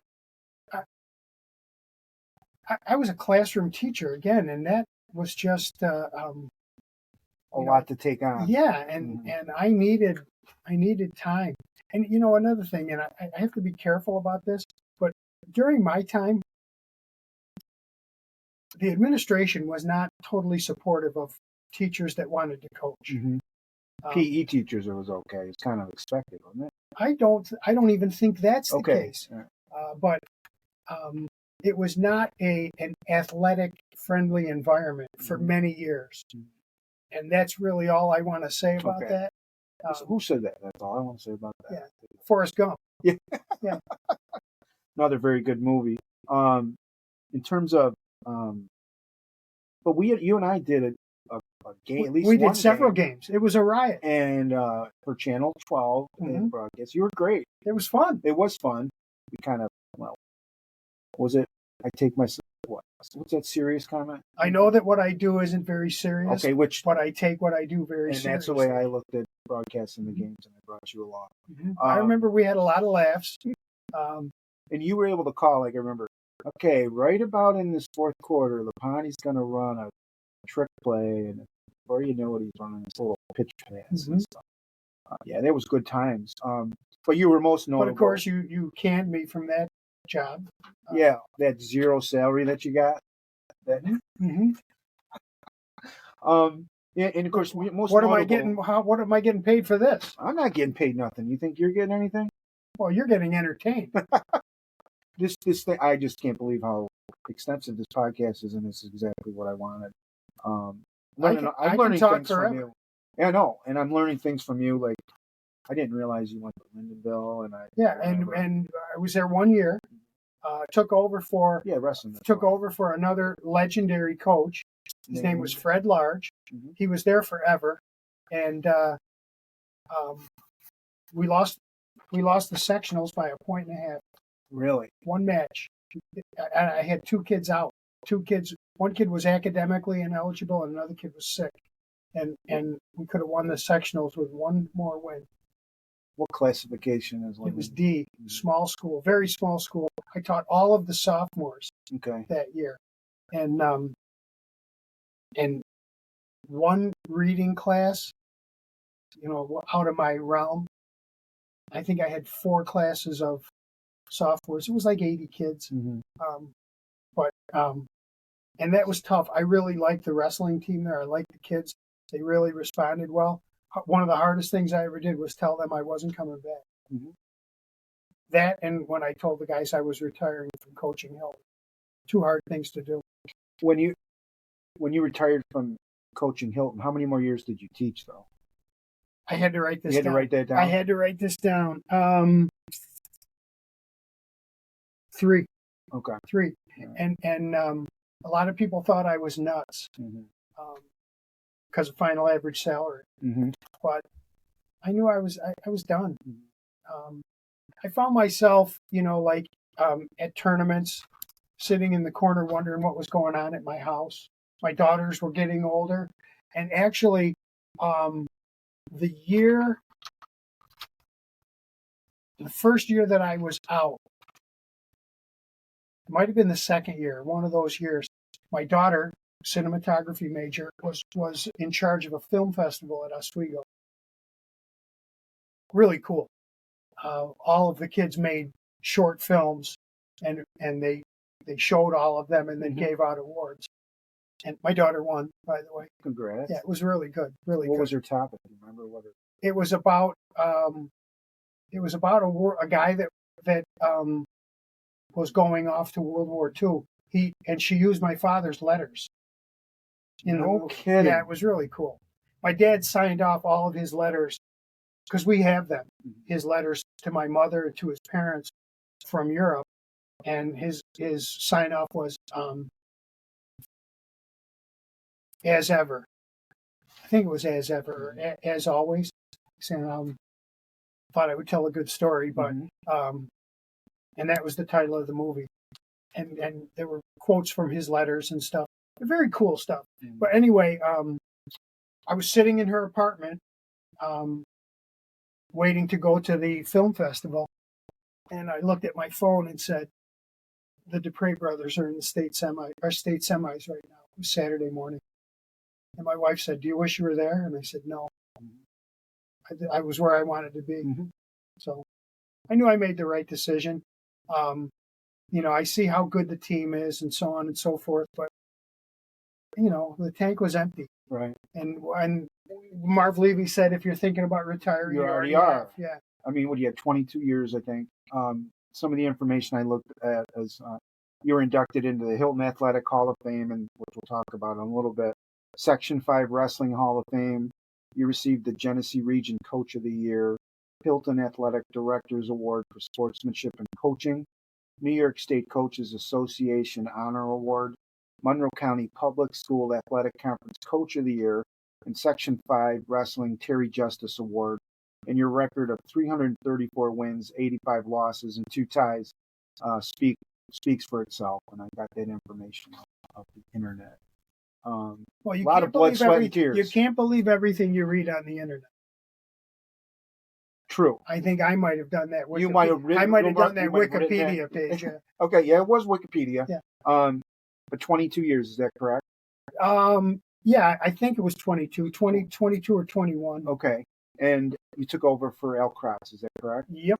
Okay. Mm-hmm. I guess what is it like?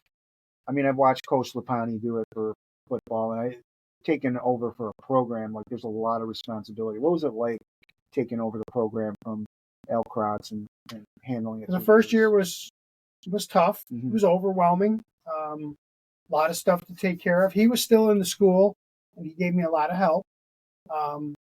But it was a transition. When you change coaches like that, you lose guys. There were guys that didn't come out their senior year. I was talking to actually my friend Bill Jackito at Spencerport. I knew his name was. Yeah, he and I coached together we're good friends, fishing buddies, drinking buddies, just crazy friends. And we were talking about the fact that I never considered it my team until the last of the guys that wrestled for Al Kratz were gone. Okay. Just some cool things that I thought were cool. I mentioned Art Connor, the coach from Irondequoit. I had a lot of respect for the guys that came before me. Mm-hmm. Okay. I could tell you another story about that as well. And I will, if you remind me. Mm-hmm. But when we wrestled Irondequoit the first year that I was coaching, Art Connerton was a legend. He's in the Hall of Fame, several Halls of Fame. Great coach. And when we went to Irondequoit, he said, "How's it going?"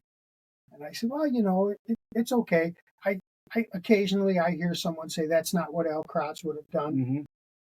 And then something transpired in the match, and I had to make a move, and he made a move, and I made a move, and we ended up winning. Mm-hmm. And when we walked across the mat, he shook my hand and leaned in and said, "That's exactly what Al Kratz would have done." And things like that were very meaningful to me. Yeah. Another thing about Art Connerton was he told me that year. Maybe it was later on in my career when my kids were, like 4 or 5. And I used to do things like I used to get up in the morning before anybody got up Sunday morning because I was gone Friday and Saturday. Mm-hmm. And I would go down in the basement and I would grade papers and watch comedy. But I would try to get all my grading done Sunday morning before anybody got up. And then when my girls got up, I would either make breakfast or take them out to breakfast and go to like Walmart or Home Depot or whatever. Mm-hmm. I think at the time it was Chase Pitkin. And they would just, it would just be a day out. And my wife would sleep in. Mm-hmm. And the reason I did that is because Art Connerton told me, because I told him, I'm very busy with the classroom stuff and my kids. And Art Connerton said, I used to take my daughters on secret trips. I'd get up on Sunday morning, take them, and we'd be gone until noon. Mm-hmm. My wife would have the morning to herself. Mm-hmm. So that's where I got it. So I would do that. And when Art Connerton passed, I went to the calling hours. I told his daughters, I said, he gave me that. And they looked at each other and said, secret trips. That must have been very meaningful for them. Yeah. Yeah. What other, I know Jocko. Did I say his name right? I know. It does. Okay. We never say it right. Just say Bill. Other people, I guess maybe the kids that you coached in wrestling who stuck out, or is it hard to pinpoint certain kids, certain wrestlers? Hard to pinpoint? No, I have vivid memories of things in the practice room, stupid things in the practice room, big wins, big losses. And what Caper said, I think it was Caper or Gross, it didn't matter if you were 0-15 or 15-0. It didn't matter in my classroom if you were straight A or never did a homework assignment in your life. I had a kid who actually, he works for the school now. Mm-hmm. His nickname is Mr. Homework. Mm-hmm. He never did a homework assignment in his life. And I would still see him from time to time at the school and still call him Mr. Homework. Mm-hmm. So, and I remember students the same way. If I can remember them. I can't always remember them, but very often, and it's funny, I can remember the ones from the first 5 years sometimes better than the last 5 years. Did you have a favorite season? I always liked spring. You know what I'm getting at. Favorite season. Favorite wrestling season? Yeah. I was actually with a couple of my guys a couple of weeks ago, and they were asking me who was the toughest kid, who was your best team, and it would be hard to pinpoint. It's like, who's your favorite kid? Right. There were some good, there were a lot of good memories. I can remember the losses. The losses hurt a lot more than the wins. Mm-hmm. Most all wrestling seasons end with a really heartbreaking loss, mm-hmm. Unless you're a state champion. Right. Everyone except for the guys who win the state tournament or finish third or finish fifth. Everyone else loses. Mm-hmm. There's more unhappy losers than happy winners. So. You also went on to coach at Brockport State. Is that correct? Yep. After I retired. So what was the difference between coaching high school versus college wrestlers? I didn't have any responsibility at college. Okay. I was coaching with another legend, Don Murray. Okay. He was the head coach. He was the head coach for 51 years. Mm-hmm. A legend, worldwide legend, mm-hmm. honestly. And Bill talked me into coming over there. And the joke was that I was the good cop. I was everybody's friend. I never yelled at anybody. Uh-huh. I had a great job. Yeah. I could basically help guys mm-hmm. that needed help mm-hmm. and prop guys up that needed propping up. And the most difficult thing that I had was I never felt comfortable enough to get on anybody because it wasn't my team. And if I said the wrong thing or acted too hard-nosed and drove somebody out, I was responsible. Mm-hmm. So I never wanted to make anyone mad at me. Mm-hmm. So I never was really able to say anything other than I was positive, tried to be positive.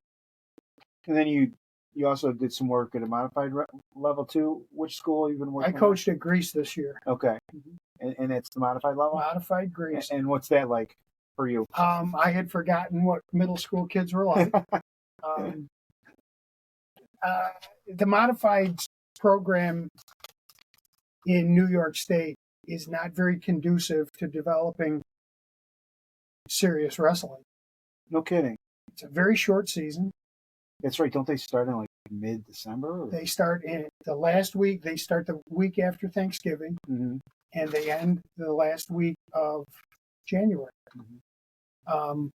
And it's very quick, and there's no team score, and it's hard to teach. Wrestling is a sport that is unnatural to kids. Yeah. There's more. I think there's more teaching in wrestling than there is in just about any other sport, and you have to overcome a natural tendency to do this or that. So it's tough, and there's a lot of teaching involved, and it was difficult to make a lot of progress. Mm-hmm. But for the most part, it was fun. Was it just 1 year you did it? I did it this year. I hadn't coached at Brockport. This was my second year out of Brockport, and I ran into a kid that wrestled for me 30 years ago, 35 years ago, and he's the assistant athletic director at Greece Arcadia. Okay. And he asked me if I was coaching anywhere, and I said no. And he said, "Do you want to?" And I said, "Not really." And he talked me into it. And it was a good experience. I worked with another guy, and we had fun. you have to have a good relationship with the guys you're coaching with, Absolutely. because you spend a lot of time together. And Yeah. Couple things. My brother said something to me. Do you have a quote that says if you have 3 kids, one of them does this, one of them does this? Do you remember what it is? I've never heard that quote. You've never heard it? Okay. If you have 3 kids, one of them has braces, one of them goes to a MoCo. You've never said that? No. Okay. All right, I'll skip that. I'm kind of curious what happened to the third kid. Well, I can't go into that, but it's a very funny thing. It's something that you would say. Well, I might have said it. Yeah. I've said a lot of things. What I was saying is things that you've said or done, or the effect that you've had on people. People like. I'll tell you another story. This kind of blew me away. I worked for a few years in AIS with kids who had failed the Regents exam, and that made me a better teacher. Okay, because I taught myself how to prepare kids for the Regents exam. And then I left AIS and went back in the classroom, and one of the things that you had to instill in kids is confidence. Right. Because that's a big part of school. And, kids will come in and say, I can't do this. And I would say, you have to change the way you see this. You can't say, I can't do this. And what I would tell them is, if you locked your keys in your car, you wouldn't say, I can't get in my car, I'll never get home. You'd say, how am I going to get my keys? So you can't sit down at a test and say, I can't do this. You have to sit down and say, how am I going to do this? Right. And then you would give them the tools to figure out how to do it. And one of the things I would always tell the kids is, you know more than you think you do. You have to have confidence. Because kids who struggle will say, I think the answer is this, but if I think that's the answer, it must be wrong. And I would try to get them to realize, if you think it's the right answer, there's a reason for that. It might be that you know more than you think you do. So I went to calling hours for someone a couple of years ago, and I ran into one of the students that I had, and we talked for a little while, and she said, I want to show you something. And she had a tattoo on her arm that said, you know more than you think you do. And that came from you? That came from me. Which I thought was kind of cool. Even though I don't like tattoos. You kind of remind me of something. Like on Saturday, I had to go to doctor's for a procedure, and I was wearing my Hilton football sweatshirt. And the lady nurse comes out. She goes, "Oh, you coach football?" I said, "Yeah." She goes, "Oh, I'm going to name drop somebody on it. You know Chuck Partridge?" And I said, "I sure do. I'm doing a podcast with him." And she said her name was Celeste Bianchi, and her husband was named Bram Bianchi. Oh, yeah, I wrestled Bram Bianchi in high school. Okay. And I know Celeste. And she said that you had helped their children when they were younger growing up. And they still remember you to this day, like they were struggling as 5th and 6th graders, but you had helped them in wrestling too. Yeah, they wrestle for McQuaid. Yeah. And it's just like, it's a small world. And again, like, I'm just going to a procedure in some doctor's office, and there was somebody recognizing. I would be really nervous if someone dropped my name before they did a procedure on me. You don't want to know what the procedure was either. But, I just think you've had a huge effect on people. You were teacher of the year. Was that 2004, was it? I don't know what you don't know. You're such a humble guy. It doesn't matter. I think It was a bad year for teachers. Let me just tell you, I told you before that I had tremendous respect for those that came before me. Yes. And there was another situation. I don't know. You must have known Ojars Vitas. Of course. Yeah. He was a great teacher. My brother Great teacher. Him. He said he would start the unity, give them one page, and that was all they had to learn by the end. He was a great teacher. Okay, good guy. When he passed away, I was teaching at the high school, and there was a party for teachers at the high school and calling hours. I went to the calling hours, and naturally the older staff was there, the people that were around when I was getting started. And then I went to the Christmas party with people who are teaching with me now. and I felt more comfortable at the calling hours than I did at the party. I bet. And it was just because I had a good time at the party, but I just had so much respect for these people that were older than me. Mm-hmm. And another thing, and maybe you can relate to this with your sports, but when I got into the Section 5 Hall of Fame, I had to make a little speech. One of the things I said was, I remember going to matches when I was a kid with my father, when I was in junior high, Mm-hmm. and seeing guys win the county tournament, the sectional tournament. And these guys were 17 years old, 16 years old. And I still think of them as men. Mm-hmm. You know, they were men to me. Mm-hmm. And at one point, this guy, Dave Travis, his name is, a small 105-pounder from Spencerport, this sectional champ, always a winner. Mm-hmm. He came into the golf course. Now he's like 70 years old. And I was in awe. It was like I saw Elvis. You know, I looked at him. You're Dave Travis. Uh-huh. Oh, my God. Uh-huh. It's kind of embarrassing, but that's the way I remember that. And I will still go back and look at the old, tournament brackets and just go, man, they were legendary in my mind. And in reality, they were just high school kids. Mm-hmm. As we start to finish up here, I think I've talked a lot. No, How long have we gone here? Doesn't matter. You're going to have to edit. I hate to do this to people on the spot. What are 3 words you would use to describe Hilton and how it's? What do you think? 3, if you can put 3. Well, I don't know exactly how to answer that. The first thing I would say is 2 words: dramatically different Mm-hmm. than it was. Mm-hmm. I mean, the Hilton of the 1970s versus the Hilton of the 2020s is completely different. Mm-hmm. It was a great place to grow up. Mm-hmm. Again, I had a great neighborhood. I had great friends. I had a great high school experience. Remember that when I was a freshman and went into that building, it was a school without walls. Mm-hmm.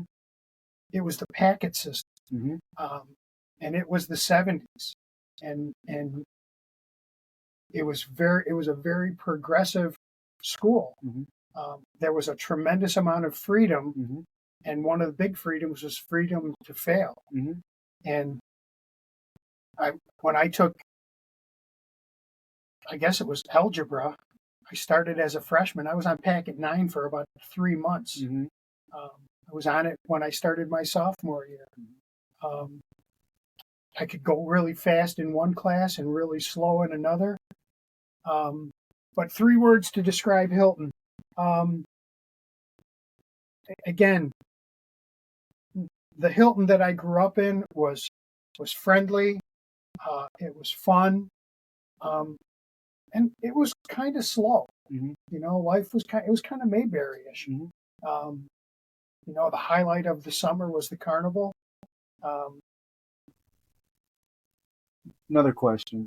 Advice, you're now grandpa age pretty much, right? What would your advice be to parents raising a kid, raising an athlete, raising a student? First one would be read. Again, I really remember seriously making a conscious effort to have my daughters see me read. I don't want to get on a soapbox, but I also remember making a very conscious decision to let my kids know that I didn't need to have alcohol to have a good time, because we drank a lot before we had kids, and I just wanted to show some moderation.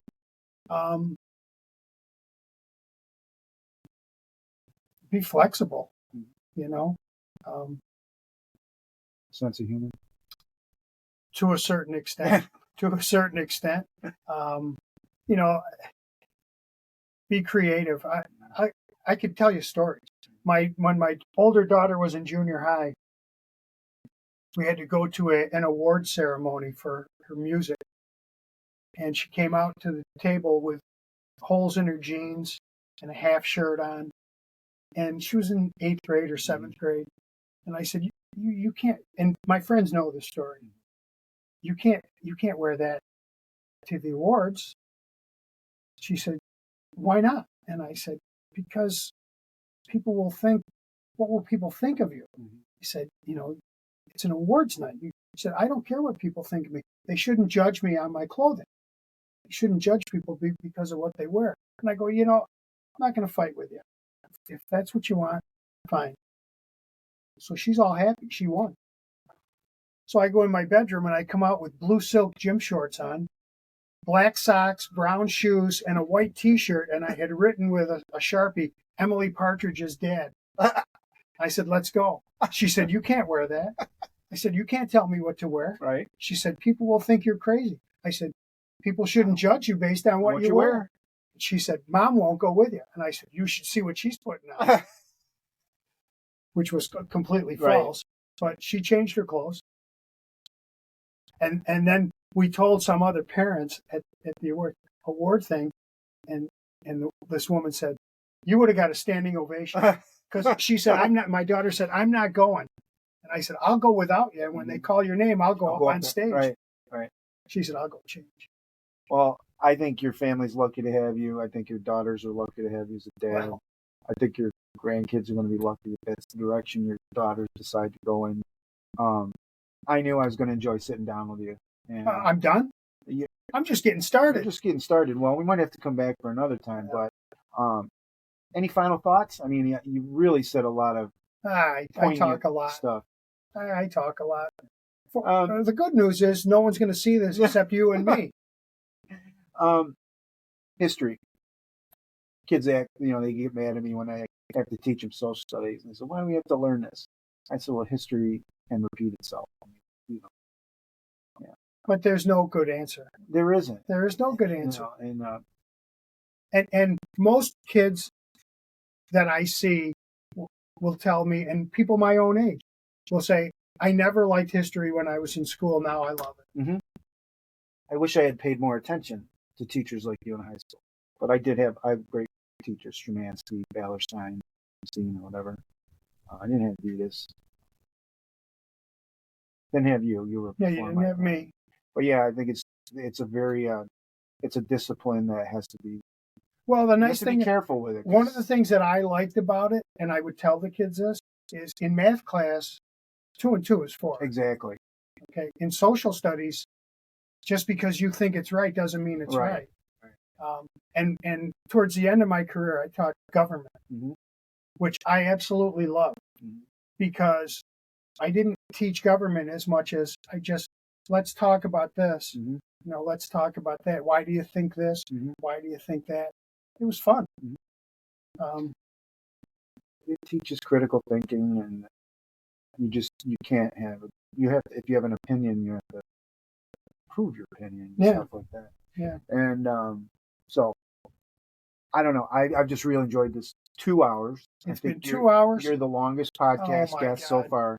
But edit this. Take most of me out. Just keep yourself. We've probably kept on the Partridge family. Funny. They probably listen to the whole thing. You'll get some listens. I don't know. Thank you very much, Chuck. A pleasure. Uncle Chuck. A pleasure. It's been a pleasure. This has been Mike Heiss with the Big H Podcast saying goodbye, and we'll be back with more episodes. Who's next? In the future. Who's next? Who can live up to you? Good night.